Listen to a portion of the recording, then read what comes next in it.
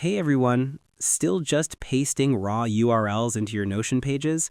In 2026, there are much better ways to organize your web resources. Today, I'm showing you the 3 essential ways to embed links, from simple bookmarks to live interactive previews. Let's clean up that workspace. Step 1. The quick paste and choose. The fastest way to embed is to simply paste Ctrl-V or Command-V a URL onto a blank line. A small menu will instantly pop up with 3 choices: Dismiss, Create Bookmark, or Create Embed.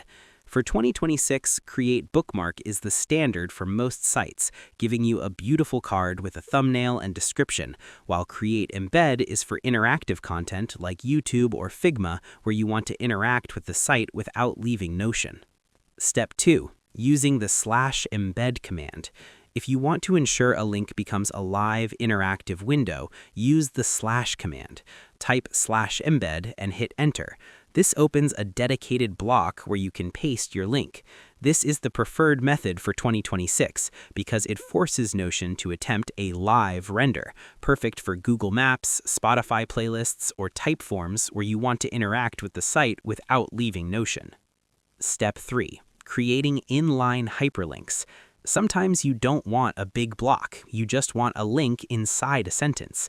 Highlight the text you want to turn into a link and press Command/Control+K. Paste your URL into the field and hit enter.